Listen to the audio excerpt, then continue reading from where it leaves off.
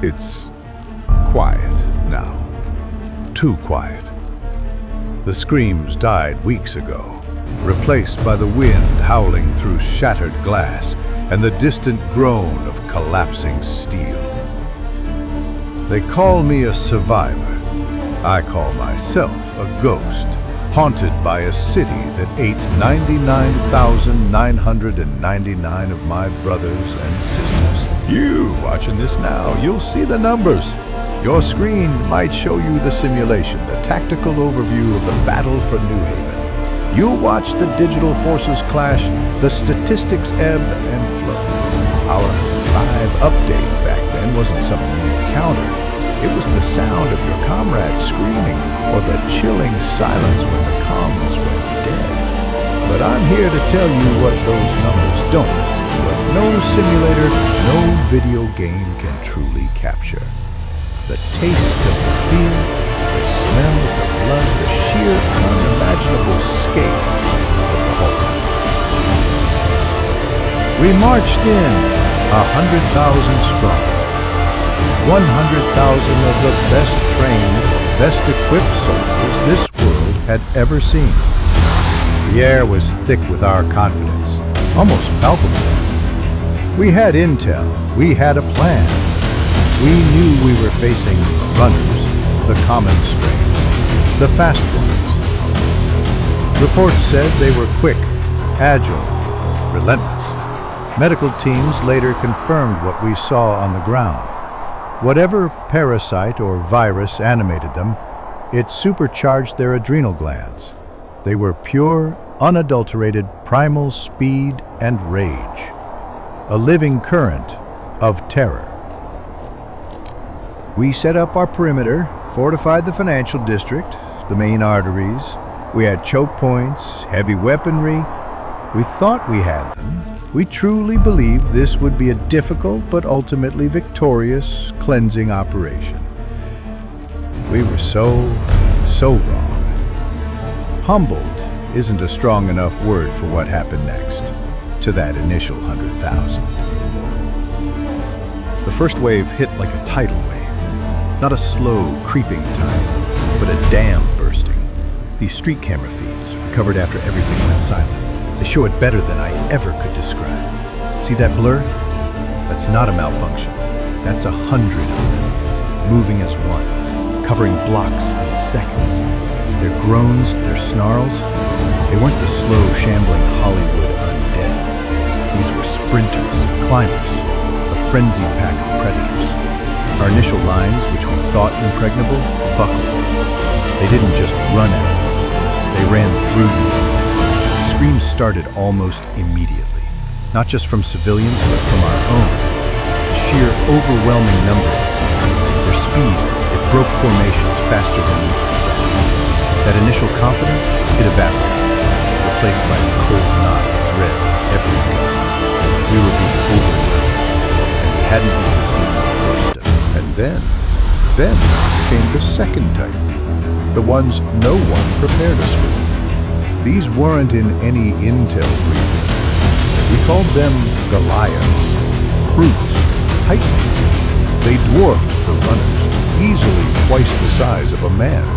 Their skin a grotesque tapestry of twisted muscle and bone, bulging with unnatural strength.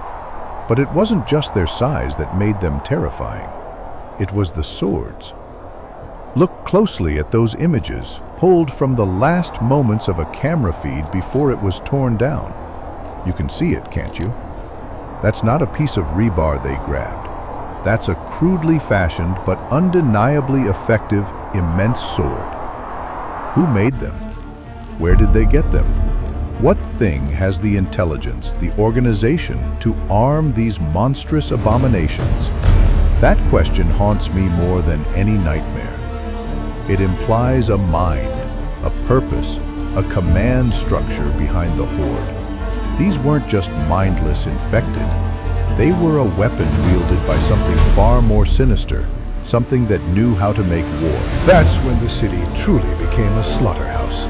Our choke points became meat grinders, our defensive lines funeral pyres.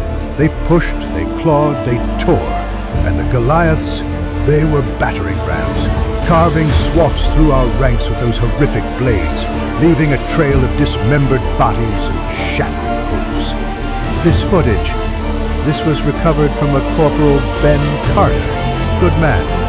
He was part of a forward squad attempting to hold a key intersection. This GoPro was strapped to his helmet. We've had to cut out most of it. What's left is already barely watchable. Just the moments leading up to, well, you know. He knew he was going to die, but he kept fighting.